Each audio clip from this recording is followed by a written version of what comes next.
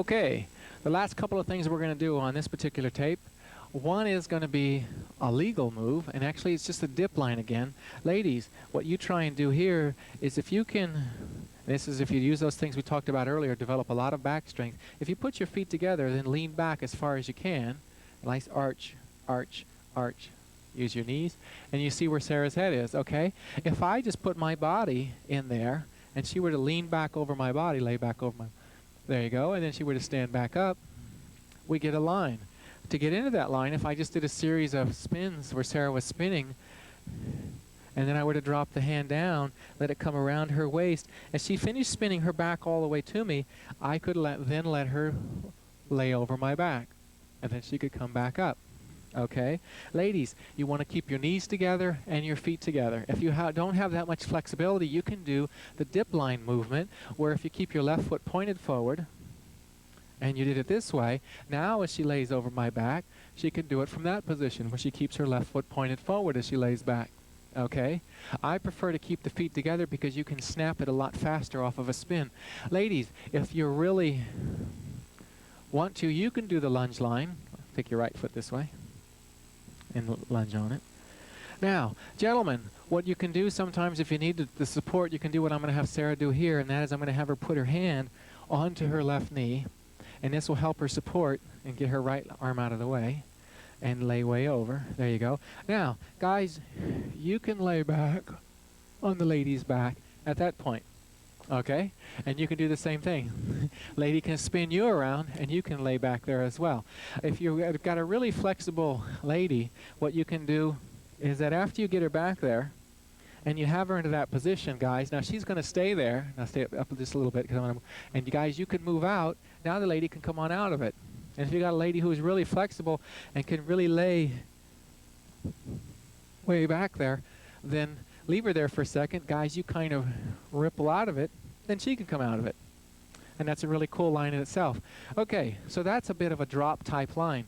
And you want to position it usually so that the guy steps across, the lady has her back to the audience, and then when she lays back, she can now look at the audience. Guys, using that other hand right there is a good way to create support. You can point your left leg, you can leave your back leg straight, you can leave it up without putting too much stress on the leg line.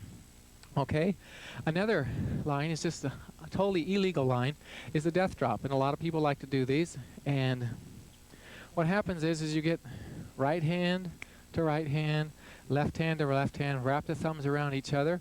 Ladies, you're going to do that same dip type move, but you're going to let it go a lot further. You want to keep your hips pushed up, going down. There. You bring your feet together, and you roll up through your hips. Did it on the other side. You would put the right hand on top, left hand underneath.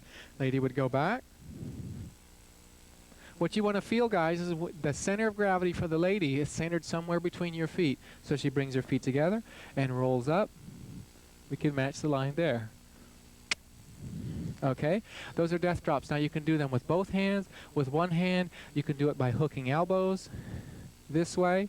So if she were to go back now and down, I could let her down that way. She'd bring her feet together, and then she could come up. You can do that on either side. There are nice ways to do it. The lady can spin in and drop down.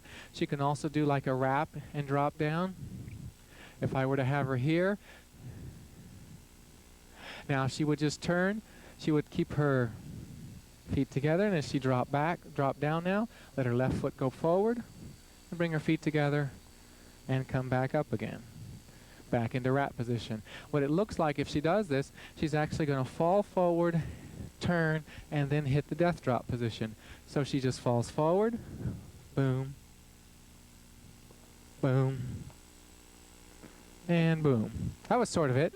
Okay, we haven't done that before, so that was a fun one to throw at her, and that was really good. And those are different ways you can play around with little movements. Okay, stay tuned in a minute, and we'll tell you more about our second trick lines tape that we're going to do sometime next year. Well, I hope you found something on this tape that was beneficial to you. If you keep repeating those stretching and isolation type exercises, you'll find your flexibility improves and your strength improves. I hope some of the trick lines and illusionary movements that we went over so far have been helpful to you.